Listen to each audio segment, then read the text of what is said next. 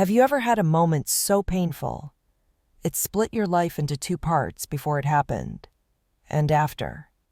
For me, that moment happened when I was just 16 years old, standing alone on the platform of a nearly empty train station, with no one coming to pick me up. But this isn't a story about being abandoned.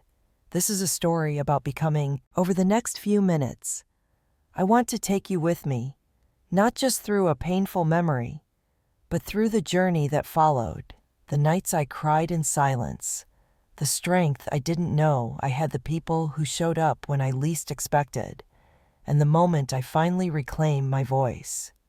This isn't just my story. If you've ever been hurt by the people who were supposed to love you, if you've ever felt small, forgotten, or unworthy, I want you to know you're not alone. And this video might just help you see your own strength a little clearer. So grab a cup of tea, settle in, and take a deep breath with me. I'm not here to give you advice.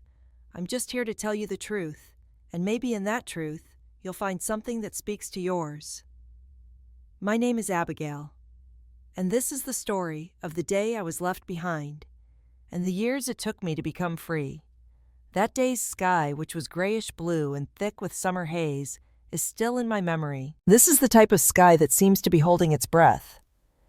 I was half asleep lying against the rear window, listening to music via headphones, while my parents argued in front of me. We were traveling home from seeing my older sister Vivian at college, somewhere along a peaceful section of the Alabama highway. The journey had been stressful.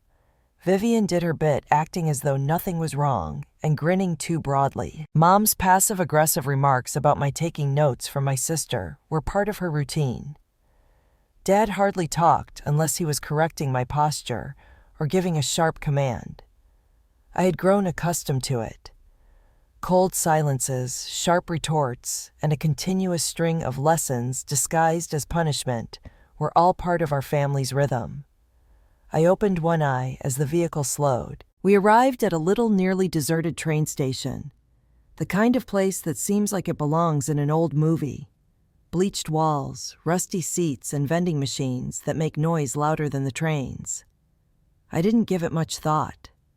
Without looking back, Dad rolled the car to a halt near the curb and said, "Go get me a soda." I paused. There was something strange about his voice. Mom smiled tightly as she turned to face me. "And a glass of water for me, my love." With a groan, I took off my earphones and ventured out into the heat. Thick and motionless, the air struck me like a wall. Finding a crumpled $5 note in my pocket, I walked over to the vending machines and inserted it. After wheezing and complaining, the machines eventually spat forth a bottle of water and a lukewarm drink. When I turned around, the automobile had vanished. I stood there for a time, staring at the deserted parking lot and blinking. I reasoned that they may have relocated. Perhaps they were making a full circle. I took a step forward and looked around, attempting to calm the growing terror in my chest. My phone then buzzed. Mom sent me an SMS. "Could you please let me know how long it typically takes you to get home? Think of the process as a problem-solving exercise." I went cold. Go over the words one more time. Continue repeating the words. My hands began to tremble. I dialed her number. The call went straight to voicemail. Tried with Dad. The situation remained unchanged. It was the same tone, chilly and computerized, over and over. They had truly abandoned me. The problem is that I should have been broken by it. It ought to have caused me to collapse on the sidewalk. However, I experienced a completely different emotion instead. Clarity. They have already executed a similar prank before. When I was 13, a rainstorm trapped me outdoors because I had forgotten to take out the garbage. I missed the bus at 14 and had to walk 6 kilometers home in the rain. Something was always there. Usually people presented it as a teaching moment, a form of discipline, or a way to develop character. But this time was unique. They weren't expecting me to find my way home this time. They thought I would shatter. I was looking around, unaware. A few strangers passed by. Off to the side was a ticket counter run by an elderly guy who was reading a newspaper. My heart thumping, I stepped forward. "Pardon me," I said, maintaining my composure in spite of everything whirling inside of me. "Where is the closest bus stop?" He gestured toward the road. 2 miles in that direction. I nodded and started to move. Everything I owned, including a wallet, a flip phone, and $140 I had collected from summer jobs at the ice cream shop and babysitting, was in my pants pocket when my hand touched it. A second text message came in. "You dare not call your aunt. Determine it for yourself." I blocked the number. Then I phoned Aunt Marigold, which is the one thing they advised me not to do. Before her voice responded, it rang again. "Abigail." My throat constricted. "Can you assist me?" A pause occurred. "Honey, where are you?" My voice broke. "Marigold, they abandoned me at a railway station. They simply took off in their car." Quiet. A quick inhalation followed. She said, "Stay right there, sweetheart. I'll be there to pick you up." 20 years have passed since then. I didn't return home. I didn't turn around. I made my first significant life choice that day while standing by myself, holding a trembling phone in one hand and a warm drink in the other. I choose myself. And it was the start. I didn't spend my first night away from home in a warm apartment or a comfortable guest room. It was under a thin blanket that didn't quite cover my feet, on Aunt Marigold's old pull-out couch, the sort that creaked whenever you moved. However, to me, it seemed like the safest place on earth. Despite my claim that I wasn't chilly, she prepared me tea. She didn't pose many queries, simply stayed quietly with me until I slept off, still wearing my clothing, while listening to the background click of her knitting needles. Pancakes smelled delicious when I woke up the following morning. Although it was a random Tuesday, she had prepared the table as though it were Sunday brunch. I had never had somebody just make room for me like that before. I didn't feel like it was an issue that needed to be solved for the first time. However, easiness did not equate to safety. I was very certain after that night that I didn't want to return. Aunt Marigold, bless her, did not push me. She didn't sugarcoat the future, though. She remarked, "You've got grit, honey," and set me down with a calculator and a yellow notebook. "Let's work together to develop a plan for you." Now, I was 16. No vehicle. No work. No degree. A lady in her 50s who survives on a retirement check, and a small freelance sewing business is the only one providing assistance. However, I did possess perseverance, which I had been developing all along. Without realizing it, I signed up for the local community center's GED program, 2 towns over. I got a job bussing tables at a diner. I rode there on Marigold's decrepit bike for the first few weeks. She just gave me a towel and remarked, "The rain doesn't last forever, baby," after it stormed so heavily one night that I was completely drenched when I got home. That statement was like a lifeline to me. Those were not pleasant years. There were roaches in my first apartment that weren't afraid of the light, and it smelled like mildew. I occasionally held 2 or even 3 jobs concurrently. I worked various jobs, including cleaning, putting flyers into envelopes, and serving as a waitress for 4 cents per order.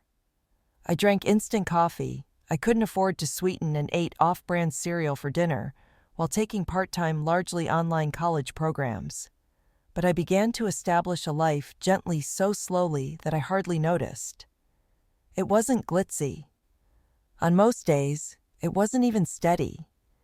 It was mine, though. Although I don't discuss it often, I think about this one instance constantly. I had recently passed my most recent GED exam. I was 18. It was springtime. The scent of hot concrete and fresh grass filled the air. Holding that small piece of paper, I gazed up at the sky as I left the testing facility, and I simply started crying. It wasn't a sign of depression. It wasn't even a matter of pride. This was the first time in my life that I had done something for myself. I wasn't forced into it. I didn't feel bad about not being like my sister because of anyone. I was alone, and that paper demonstrated that I wasn't hopeless. Next was college. I enrolled in a small state university that offered evening sessions and used textbooks. I chose architecture as my major because I enjoyed the notion of making something substantial and long-lasting, not because it was my childhood goal. I wanted to create something that would be impervious to destruction. In this manner, Haven Developments came into being. Naturally, this didn't happen instantly. It began as freelance work, such as painting historic structures, redesigning tiny cafes' budgets, and creating floor plans for real estate brokers who couldn't afford upscale businesses. I accepted everything. I was always exhausted. However, this fatigue was accompanied by a sense of purpose, and gradually people became aware. One winter, they hired me to renovate a downtown boutique hotel. I had never touched anything that large. I occasionally slept on an inflatable mattress in my office while working on the weekends. And at night, when I completed the task, the owners gave me a hug. I made it seem like home, they claimed. That stayed with me. All I ever wanted was to feel at home. And in a way, I was creating mine by assisting others in finding theirs. During those years, I kept journals and inexpensive notebooks that were strewn with late-night digressions, coffee stains, and to-do lists. I might write something like, "Remember what it was like to be forgotten," or "You didn't break today. Don't ever do it to another person." They lacked profundity. However, they were truthful. When everything else seemed like a haze, they served as my travel map. I don't recognize the girl who was all alone at the train station when I look back. However, I do recall her. Every contract I sign, every house I design, every young intern I mentor, I carry her with me. She remains here. She is simply no longer afraid. It wasn't a straight road. It was stressful, unjust, and rocky. It was mine, though. And I had transformed an account of abandonment into a design for belonging. By the time I was 30, this was true not only for others, but also for myself. And just when I believed I had put an end to that chapter, permanently, the past interrupted. However, I don't harbor any regrets. It was not done with affection, with requests. The call began with a voicemail. I was in the middle of going over the plans for a housing project in the downtown community that we were starting. I recall the office buzz, the aroma of freshly made coffee, and the quiet chatter of my coworkers in the adjacent room. It was simply another Monday morning, and everything was focused and serene. That is, until my phone rang. My phone rang repeatedly. I eventually took it up the third time. I froze as I saw the name appear on the screen, Vivian. It had been more than 2 decades since I last spoke to my sister. I held my thumb over the screen and then hit play. Although older and somewhat raspier, it was still her voice that flowed over the speaker. "Please pick up Abby. Your parents discovered you. They need your assistance." I didn't hear the others. Not immediately, I hung up the phone and gazed out the window, taking in the movement of the city. Far below Austin was now my haven. My house. This house represents my new beginning. Everything in this place was my creation. And suddenly, the past was creeping back in with only one voicemail. I listened to the remainder later that night, when everything was quiet and my walls were back up. As if we were still children. She called me Abby. It was as if nothing had happened. She stayed behind, acting as if she hadn't abandoned me. Her communications became increasingly desperate. More sentimental. I didn't answer. I was unable to, as I was already aware of what was about to happen. It has nothing to do with reconnecting. It has to do with need. I also didn't make any mistakes. The following morning, I was seated in the same back corner booth at Denny's, beside the interstate, where I often sat when I wanted some alone time, to ponder, coffee in hand. Late the previous evening, I had texted Vivian. "Tomorrow." The time was 7 in the morning. Don't come at all or come alone. She appeared anxious and overly composed when she arrived 10 minutes late. Her eyes looked sleepy, but she had the same high cheekbones and modest clothes. She seemed exhausted from years of feigning to keep everything together. And not only from the early hours, she slipped into the booth opposite from me and said, "Hey, Abby." I took a drink of my coffee before answering. "I am no longer Abby." Her smile wavered. "All right, I apologize." A lengthy pause ensued. Her fingers twitched as she took up the menu and pretended to read it. "You look beautiful," she remarked. "You appear anxious," I answered. Her laughter was dry. "Yes, well, this is a complex situation." "No, Viv. In actuality, it's rather easy. You're looking for something. Simply say it." She made no attempt to refute it. At last she stated, "They're having difficulties. Dad's gaming losses were substantial. Mom has debt. Mom has debt from credit cards and medical bills, and now the house is in foreclosure." I fixed my unwavering gaze on her. "They require assistance," she added. "You are needed by." I exhaled deeply, deliberately, and calmly. "I owe them absolutely nothing." She blurted out, "I'm not asking you to forgive them. I simply thought you ought to know." I clenched my fingers around the cup I was holding. I sensed the resurgence of old recollections. While holding a Coke and wondering what she had done to deserve to be left like garbage, the 16-year-old me was still standing by herself on the scorching concrete. I responded steadily. "They didn't make a mistake, Viv. They abandoned me on purpose. On purpose. After an hour, they returned," she muttered. I bent over. Whose responsibility was it that I didn't show up to wait? Her words could never express the quiet that followed. Both of us were aware of this. We both felt a sense of desperation. Her voice broke as she finally replied, "They thought you'd come home. They assumed you would crawl back. They did, of course. The expectation was always there. I would vanish for a time, learn my lesson, and return submissive, even appreciative. However, I didn't. I created a life. I gave a headshake. Vivian, I'm no longer their daughter." It's been a while since I was there. It appeared as though she wanted to dispute. Instead, she simply dropped her gaze while her face flashed with guilt. I added, "I won't be so polite if they try to contact me again," as I rose up and placed a few bucks on the table. Then I turned to go. I believed it to be the case that once she returned and conveyed the message, they would proceed to their next heartbreaking tale. However, I didn't account for them. They left silently a few days later. Loudly, they returned public sloppy. It began with a post on Facebook. Someone posted a picture of the two of them in front of our former home looking devastated.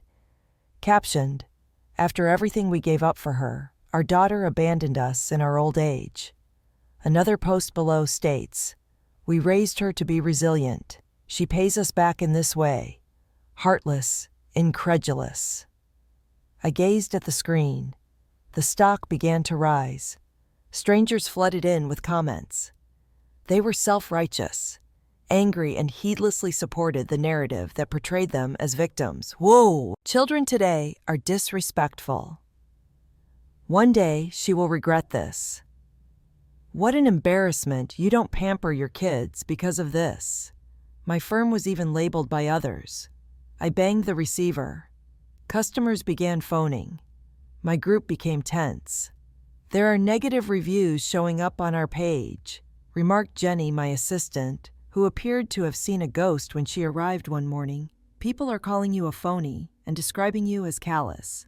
They were no longer only attempting to blame me. They were attempting to demolish everything I had constructed. For a brief moment, I almost relived that same panic. It was the same one I experienced as a youngster.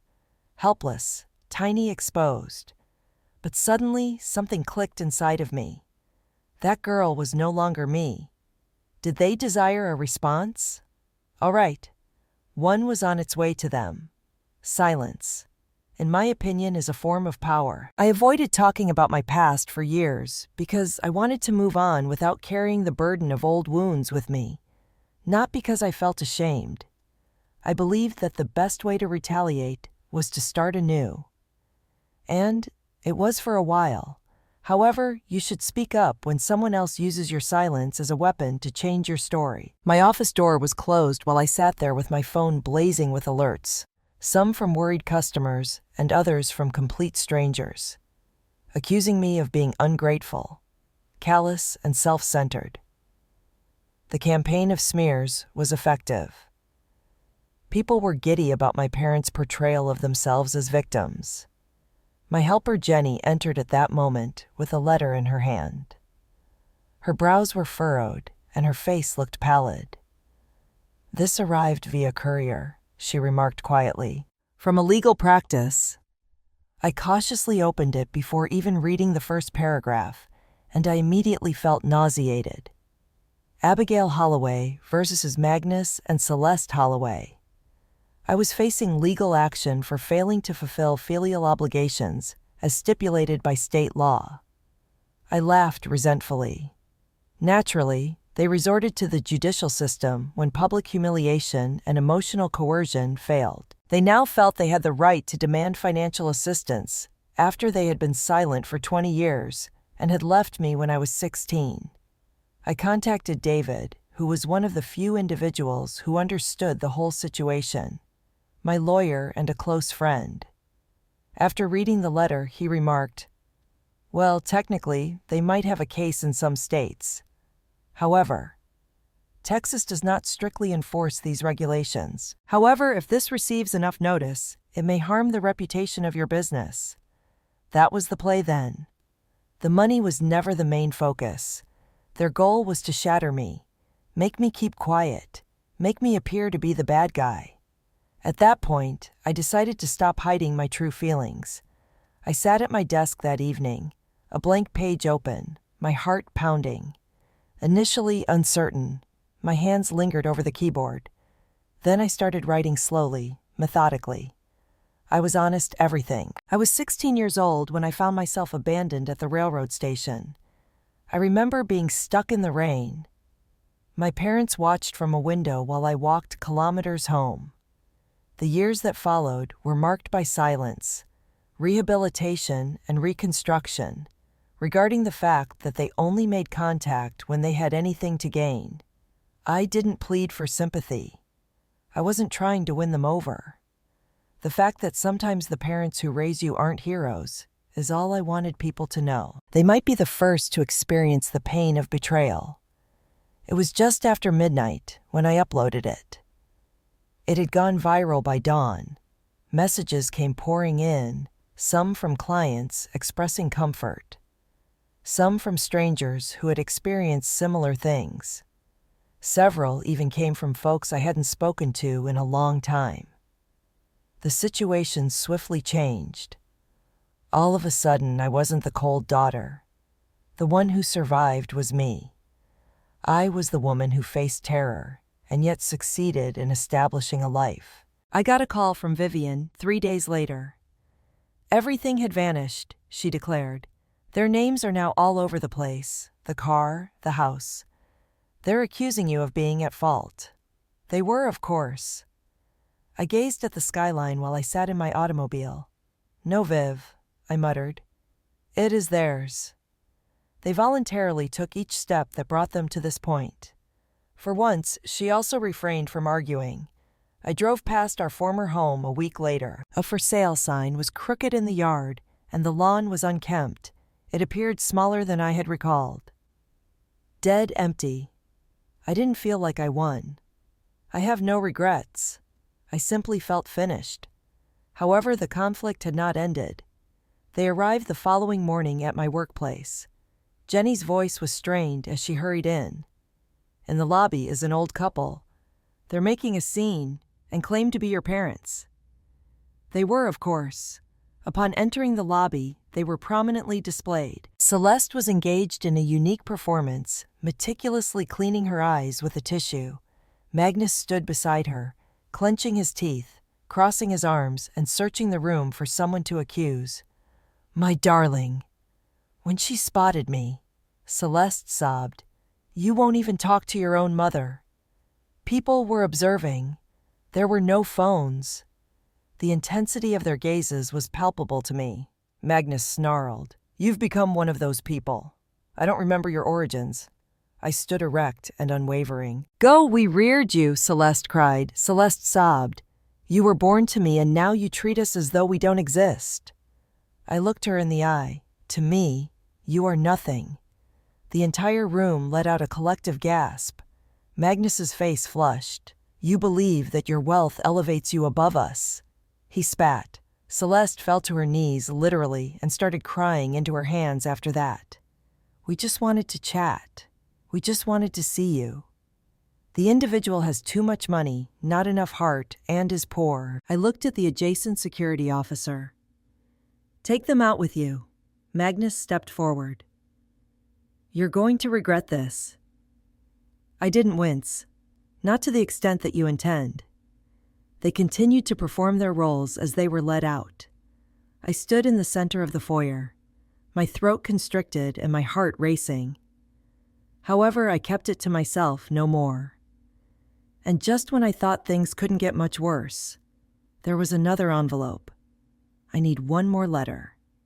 It wasn't a lawsuit this time. The collection consists of printed emails. I was accused of financial misconduct. There are allegations that I defrauded my parents of their money, that I had used dishonesty to build my company. I was perceived as dangerous, unstable, and unreliable. I sent anonymous messages to my partner's clients, and even employees. Hesitantly, my business partner contacted me. A person in their household was the source of some of the IPs. They had gone too far. I convened an urgent meeting with my public relations staff. Silence was advised. Avoid adding fuel to the fire, they said. However, I had finished playing defense. I typed after opening my laptop. I suffered silently for years at the hands of those who should have loved me. They are now attempting to demolish all I have constructed. I won't allow them, though. I will no longer remain silent. I clicked post. I waited after that. Magnus texted a few hours later. You just committed the greatest error of your life. I spent a lot of time looking at the message.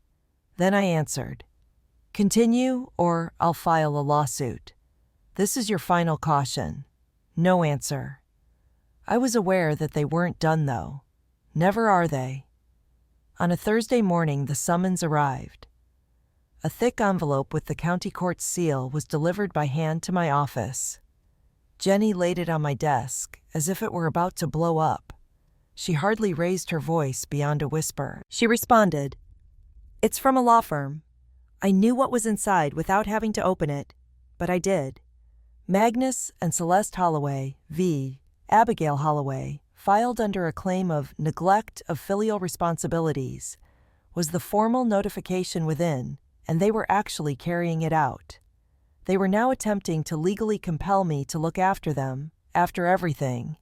The silence, the abandonment, the slander campaign. I almost lost my breath at the irony. I gave David another call. Through all of this, he had developed into a sort of lifeline calm, and always one step ahead. He shook his head as he leafed through his office's documents. He said, They have no real legal footing here. Unlike other states, Texas does not enforce filial responsibility statutes. However, they are placing a single wager. I arched an eyebrow. What is that? You'll make a settlement that you will have to spend to have it all disappear. I crossed my arms and reclined on the chair. They still don't understand. David gave a little smile. No, they don't. I had a glass of wine that evening as I sat on my balcony and gazed at the lights of the city. I now called home. I reflected on all the times I nearly caved. I had always questioned if I was being too severe, too stern, or too unforgiving. It's fascinating how guilt manages to follow you even after you've survived a traumatic event. However, I had changed from that 16-year-old girl. I didn't bear the scars of their errors. I was a woman who made her own peace, who created her own future, and who at last realized that love shouldn't have a cost. I also had no intention of paying for their expenses. I made a last polite but forceful public statement the next morning. Truth is the first step toward healing, in my opinion.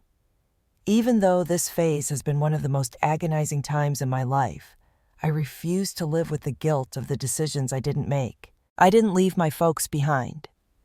They left me behind. At 16 years old, I found myself on a railroad track with no intention of returning. I made it through. I made a new one. They are suddenly seeking support they never earned after being silent for years.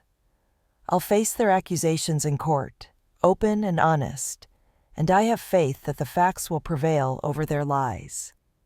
Thank you to everyone who stood with me. If someone has ever told you that your suffering is unimportant, the truth is that it matters. You do. The reaction was tremendous. Thousands more individuals told their tales of survival alienation and leaving behind relatives who never really saw them. I read all of the comments. Some of these brought tears to my eyes. I felt less alone because of other people. Vivian gave me another call 3 weeks later. I responded after letting it ring once, then twice. Quietly, she murmured, "They lost everything. The case is over. The judge threw it out right away. These days their name is all over the news, and not in a good way." I remained silent. "Obviously they're blaming you," she said. "They are, of course," I answered. She paused. "I just wanted to let you know." After a protracted silence, I remarked, "Vivian, you didn't have to pick their side, I understand," she murmured, in a voice that was almost audible. "Now I see that." A week later, I passed by the house where we grew up. There were cracks in the shutters. The yard had become overgrown. In the front yard was a crooked foreclosure sign. The area appeared deserted and lifeless. Additionally, I didn't experience the same stomach twist this time. No rage. Don't worry, only air. I was just getting comfortable again when someone knocked on my door. It was late. I didn't think anyone would show up. Vivian was standing there when I opened it. She had crimson eyes. She leaned forward. Her voice faltered. "They have nowhere to go, Abby. Dad is drinking once more. Mom is always suggesting that they should have another opportunity." With a sad heart, I stood there clutching the doorframe. She was still not understanding. Gently, I said, "They made their decision." The voice of Vivian broke. "How are you able to be so frigid?" "I'm not chilly," I answered. "I just finished." She cleaned her face and wept quietly. "I don't want this situation to cause me to lose my sister." I responded, "You didn't lose me." "They did." She gave a faint nod. Then he turned and left. I shut the door after her, and I didn't feel awful for the first time in my life. Later that night, when the breeze brushed my skin, I sat back on my balcony with my legs curled beneath me. I gazed at the city's lights, which glowed like stars that I could at last touch, and I sensed a profound stillness around me. Calm. Not the sort that results from acting, but the type that results from making your own decision at last. I took out my phone and navigated to the number of Aunt Marigold, the woman who never made love or turned her back. I texted her, "This weekend's dinner. My reward." In a matter of seconds, she responded, "At last, I've been anticipating your question. Are you Italian or Mexican?" Tears pricked at the corners of my eyes as I grinned. "Mexican, more margaritas." I then went through my contact list one last time. My parents' phone numbers were still there. They were like phantoms who refused to die. I hit block. There are no more second chances. No more doors left open. There are no more feelings of guilt. I closed the door behind me as I entered. I don't feel fearful. However, I finally found myself free. I want to leave you with one last item before I wrap up this narrative. I let responsibility and guilt keep me quiet for years. I allowed those who had harmed me to shape the story. However, I have discovered that you have the freedom to choose peace. All right, you may leave. Family is about who is there for you, not genetics. Walking away does not make you cruel. You become free as a result. And liberty. That's all I can thus relate to you. If you've ever had to leave someone who made you feel inferior, please leave a 1 in the comments. If you found this tale to be meaningful, or please let me know from where you're viewing. I'd be interested in hearing your experience as well. Additionally, your voice counts. If no one has informed you today, you are important. Until then, please feel free to make your own decision. Always.